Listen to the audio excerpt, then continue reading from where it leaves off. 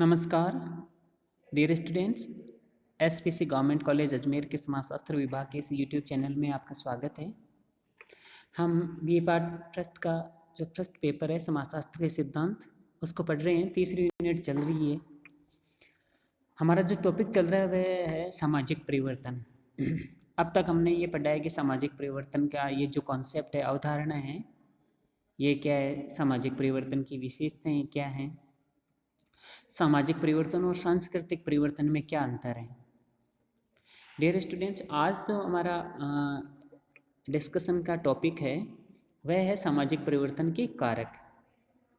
हम जानते हैं कि सामाजिक परिवर्तन एक अनिवार्य और सार्वभौमिक प्रक्रिया है। बहुत सारी इसके स्वरूप हैं। इसकी गति असमान और सापेक्षिक है। बहुत जटिल अवधारणा है। तो इस सामाजिक परिवर्तन के पीछे कोई ना कोई कारण जरूर होते हैं। जब हम सामाजिक परिवर्तन के उन मुख्य कारणों की बड़े बड़े कारणों का विवेचन करते हैं ना, उसे ही हम सामाजिक परिवर्तन के कारक कहते हैं, जो कि सामाजिक परिवर्तन के लिए उत्तरदायी है, जिसके कारण समाज में सामाजिक परिवर्तन घटित होता है। सामाजिक परिवर्तन के कारक हैं, उन पर चर्चा करने से पहले हम सामाजिक परिवर्तन के जो स्रोत हैं उन पर चर्चा कर लेते हैं। सामाजिक परिवर्तन के स्रोत के दो प्रकार के स्रोत होते हैं। एक आंतरिक स्रोत और दूसरा है बाह्य स्रोत, इंटरनल सोर्सेज और एक्सटर्नल सोर्सेज। इसको हम इंडोजीनियस कॉजेज भी कहते हैं और एक्सोजीनियस कॉजेज भी कहते हैं, यानी आंतरिक कारक का और बाह्य कारक। आंतरिक स्रोत की जहाँ तक बात है तो जाने माने अमेरिकन समाजशास्त्री पीटर ए सोरोकिन ने अपनी पुस्तक सोशल एंड कल्चरल डायनामिक्स में सामाजिक परिवर्तन का अंतर्निहित स्रोत का सिद्धांत दिया है। इसका तात्पर्य ये है, उनके अनुसार समाज में जो परिवर्तन होता है वो विभिन्न शक्तियों के आंतरिक संपर्क, समाज की ही विभिन्न शक्तियों के आंतरिक संपर्क और संघर्ष से ही समाज में गठित होता है। यानी कि सरल शब्दों में हम कहें तो समाज में सामाजिक परिवर्तन है वो आंतरिक शक्तियों के कारण ही होता है। तो ये सामाजिक परिवर्तन के अंतर्निहित स्रोत का सिद्धांत है जो पीटर ए सोरोकिन ने दिया था। वो आंतरिक स्रोत हैं, उनकी बात करते हैं। और विलियम सी गुड्डे हैं, उनका ये कहना है कि उन्होंने भी अपनी पुस्तक प्रिंसिपल्स ऑफ सोशियोलॉजी में ये कहा है कि समाज में आंतरिक तनाव, दबाव, आदर्श और वास्तविकता में संघर्ष, इन सब कारणों से सामाजिक परिवर्तन घटित होता है। ये सामाजिक परिवर्तन के आंतरिक स्रोत हैं। उदाहरण के लिए उन्होंने क्या कहा है कि सांप्रदायिक जो विभाजन हुआ है, जमींदारी प्रथा का उन्मूलन के लिए जो जन संघर्ष हुआ है, श्रमिक संघर्ष हुआ है, उससे श्रमिक सुधार हुए हैं, गांधी जी का हरिजन जो आंदोलन है, ये सब सामाजिक परिवर्तन के आंतरिक स्रोत हैं। तो पीटर ए सोरोकिन और विलियम जी गुड्डे के जो सामाजिक परिवर्तन के आंतरिक स्रोत के सिद्धांत हैं, उनके आधार पर हम ये कह सकते हैं कि सामाजिक परिवर्तन है वो आंतरिक स्रोतों के कारण होता है, समाज में अंतर्निहित शक्तियों के कारण ही घटित होता है। जो समाज में आंतरिक सामाजिक परिवर्तन के जो आंतरिक स्रोत हैं उनमें सबसे महत्वपूर्ण है प्रसार, डिफ्यूजन, जिसका तात्पर्य है कि दूसरी संस्कृति और समाज के मूल्य संस्कृति को हम अपना लेते हैं। जैसे पश्चिमीकरण है, वेस्टर्नाइजेशन है, आधुनिकीकरण है, मॉडर्नाइजेशन है, भूमंडलीकरण है, ग्लोबलाइजेशन है। इसके कारण समाज में विभिन्न सांस्कृतिक तत्वों, संकुलों का एक संस्कृति, एक समाज से दूसरी संस्कृति, दूसरे समाज में प्रसार हुआ है और उससे सामाजिक परिवर्तन घटित हुआ है। तो ये सामाजिक परिवर्तन का आंतरिक स्रोत है। इसके बाद में आविष्कार और खोज, इन्वेंशंस एंड डिस्कवरी, बौद्धिक जगत के जो आविष्कार हैं, नए तथ्यों की खोज है, चिकित्सा जगत के जो आविष्कार हैं, टेक्नोलॉजी के जो आविष्कार हैं, मोबाइल फ़ोन है, इंटरनेट ऑफ थिंग्स है, आर्टिफिशियल इंटेलिजेंस है, डीप लर्निंग है, मशीन लर्निंग है, ये तो इस तरह की जो चीज़ें आई हैं नई नई, सोशल नेटवर्किंग है, सोशल मीडिया प्लेटफॉर्म्स हैं। तो ये आविष्कार और खोज के कारण जो सामाजिक परिवर्तन हुए हैं, तो इन सामाजिक परिवर्तनों को भी हम आंतरिक स्रोत के कारण ही मानते हैं। ये भी सामाजिक परिवर्तन के आंतरिक स्रोत हैं। इसके अलावा प्रवृत्तियाँ, मूल्य, समाज की बौद्धिक क्षमता, ये भी सामाजिक परिवर्तन के आंतरिक स्रोत हैं। जहाँ तक सामाजिक परिवर्तन के बाह्य स्रोतों की बात है, तो उसमें कई सामाजिक और भौतिक दशाएं हैं, वो सामाजिक परिवर्तन के लिए उत्तरदायी हैं। सामाजिक दशाओं में नगरीकरण, औद्योगिकीकरण, प्रव्रजन यानी माइग्रेशन, आक्रमण, युद्ध, प्रभुत्व, व्यापार, यातायात और संचार के साधन, विभिन्न सामाजिक, धार्मिक, राजनीतिक आंदोलन, ये सामाजिक अवस्थाएं हैं, सामाजिक परिवर्तन के बाह्य स्रोत हैं। और कुछ भौतिक दशाएं हैं जिनको सामाजिक परिवर्तन का बाह्य स्रोत माना जाता है। उसमें है अकाल है, बाढ़ है, भूकंप है, अवनीकरण है, प्रदूषण है, वन्य जीव का विनाश है, पारिस्थितिकी में परिवर्तन है। तो ये भौतिक दशाएं हैं, वो भी सामाजिक परिवर्तन लाती है और सामाजिक परिवर्तन के बाह्य स्रोत हैं। तो ये सामाजिक परिवर्तन के आंतरिक और बाह्य स्रोत की बात संक्षिप्त में मैंने आपके साथ चर्चा की है, जिससे हम सामाजिक परिवर्तन के कारकों को बेहतर ढंग से समझ सकें। सामाजिक परिवर्तन एक अनिवार्य और सार्वभौमिक घटना है। सामाजिक परिवर्तन के मूल में अनेक कारकों का योगदान रहता है। उनका क्रमवार विवेचन हम यहाँ करेंगे, उनको समझने का प्रयास करेंगे। मैकाइवर पेज एक अमेरिकन समाजशास्त्री हैं। उन्होंने अपनी पुस्तक सोसाइटी में सामाजिक परिवर्तन के 3 कारक बताए हैं: प्रौद्योगिकी, जैविक एवं सांस्कृतिक।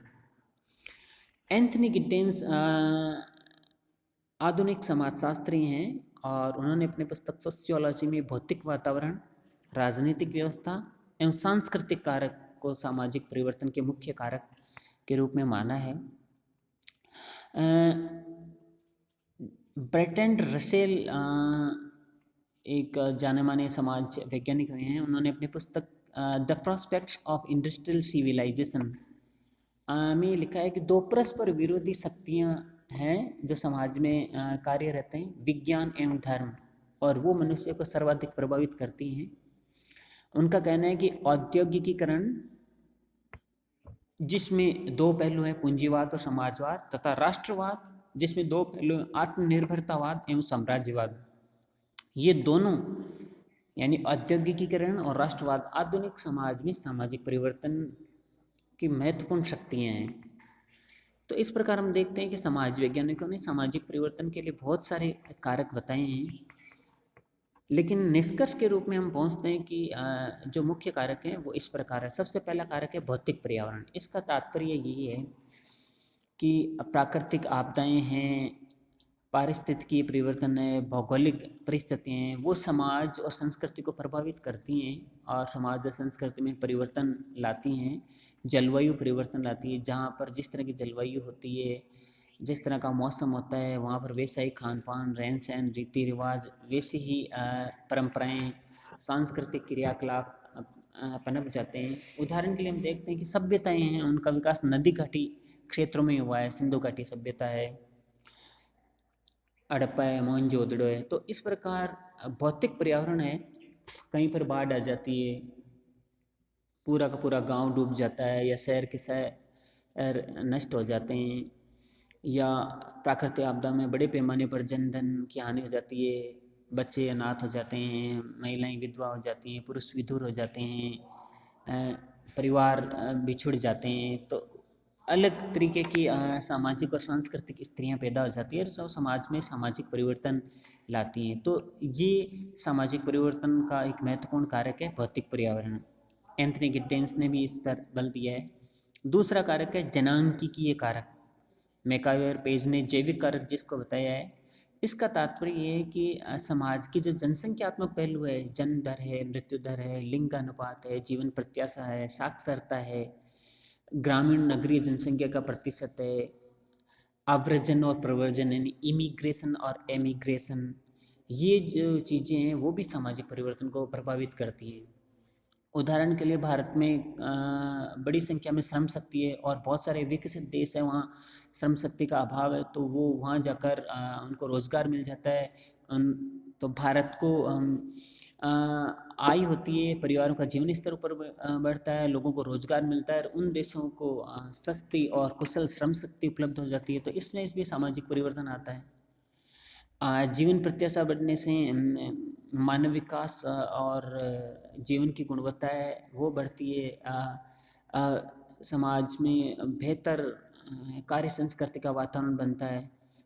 ग्रामीण नगरीय जनसंख्या में नगरीय जनसंख्या और ग्रामीण जनसंख्या का प्रतिशत अगर बहुत ज़्यादा है तो हम देखते हैं गाँव से नगरों की ओर प्रवर्जन होता है, माइग्रेशन होता है।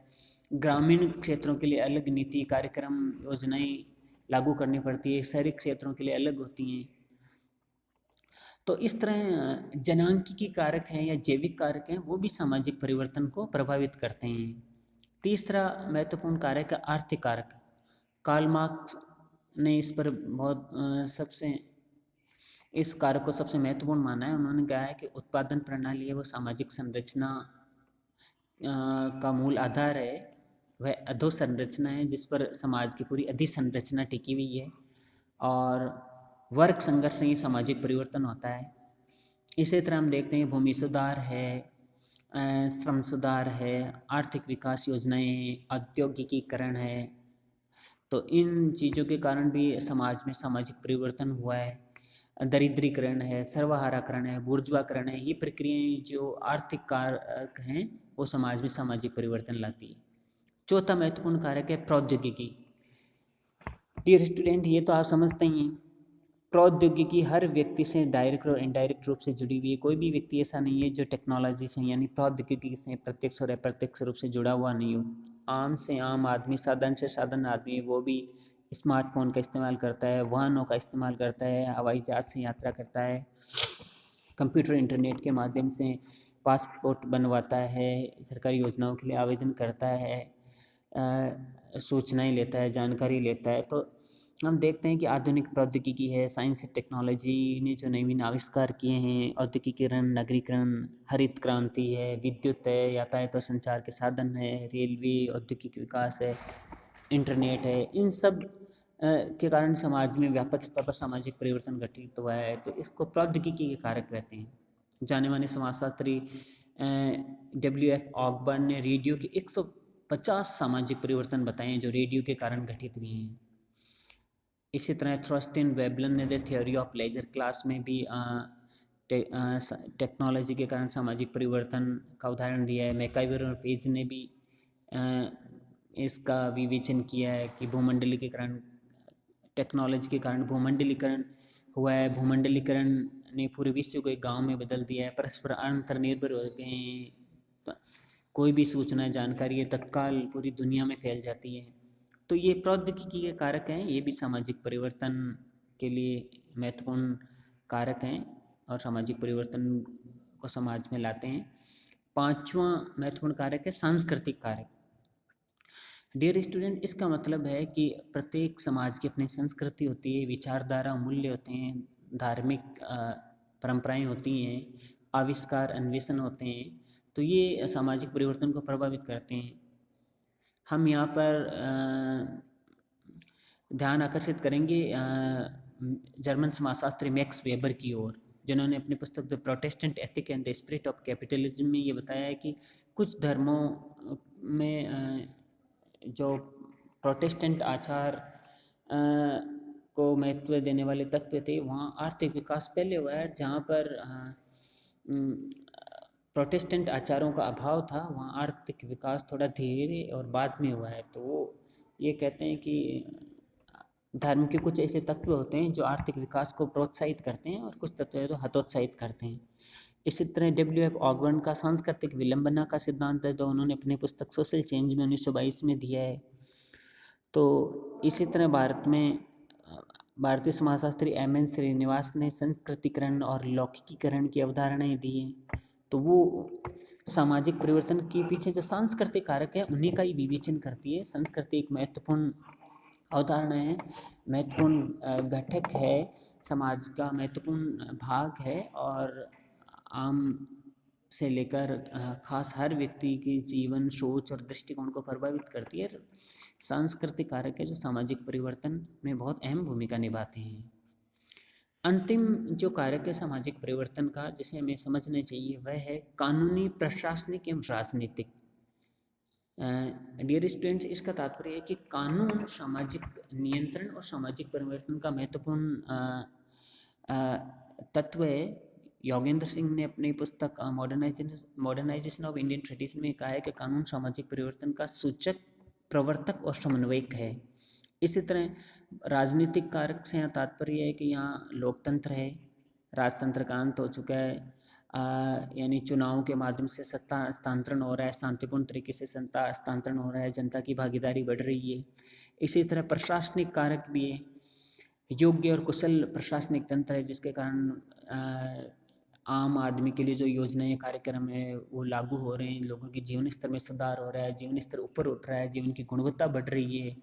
महान राजनीतिक नेतृत्व रहा है, महात्मा गांधी हैं, जवाहरलाल नेहरू हैं, इंदिरा गांधी हैं, सुभाष चंद्र बोस हैं, नेल्सन मंडेला है। तो ये भी बड़े जन समूहों को प्रभावित करते हैं और लोगों का नेतृत्व करते हैं। तो इस तरह का जो करिश्माई नेतृत्व होता है वो भी समाज में सामाजिक परिवर्तन लाता है। हम देखते हैं हाल ही में अन्ना हजारे के नेतृत्व में भ्रष्टाचार के विरुद्ध लोकपाल के लिए आंदोलन हुए, पर्यावरण के लिए आंदोलन हुए। तो इस तरह कानूनी, प्रशासनिक और राजनीतिक कारक भी है जो सामाजिक परिवर्तन लाते हैं। तो डियर स्टूडेंट्स, ये सामाजिक परिवर्तन के मुख्य कारक हैं जिनके कारण समाज में सामाजिक परिवर्तन घटित होता है, वह अवश्यंभावी, अनिवार्य है। इन कारकों की प्रवृत्ति और मात्रा के अनुसार सामाजिक परिवर्तन की गति कम ज़्यादा हो सकती है, लेकिन सामाजिक परिवर्तन हर समाज में घटित होता है, वह अनिवार्य है, अवश्यंभावी है, सार्वभौमिक है। बस उसकी गति असमान और सापेक्षिक होती है और उसकी प्रकृति सामाजिक होती है। और जिन कारकों की हमने चर्चा की है वो कारक हैं, उन्हीं के कारण समाज में सामाजिक परिवर्तन घटित होता है। विभिन्न समाज वैज्ञानिकों ने अलग अलग कारक बताए हैं, उनका संक्षिप्त में विवेचन करके मुख्य रूप से 6 कारकों का विवेचन हमने किया है। तो आज का टॉपिक यही है और मैं समझता हूँ कि सामाजिक परिवर्तन के कारक समझने के लिए ये वीडियो है वो पर्याप्त है। फिर भी किसी भी तरह की कोई कमी हो, कोई जिज्ञासा हो, प्रश्न हो, आप हमसे पूछ सकते हैं। नेक्स्ट वीडियो में नए टॉपिक के साथ नए चर्चा करेंगे और मैं उम्मीद करता हूँ कि आप अपने टेक्स्ट बुक से भी नियमित रूप से पढ़ रहे होंगे और लिखने का अभ्यास भी कर रहे होंगे। डियर स्टूडेंट्स, पढ़ने के साथ साथ लिखने का अभ्यास करना और अच्छी पुस्तकों से पढ़ना वो बहुत ज़रूरी है। अपनी टेक्स्ट बुक से पढ़िए, वीडियोस भी देखिए। इस तरह अपने जो समाजशास्त्र विषय के जो अवधारणाएं हैं और सिद्धांत हैं उनको स्पष्ट तरीके से समझिए। Thank you.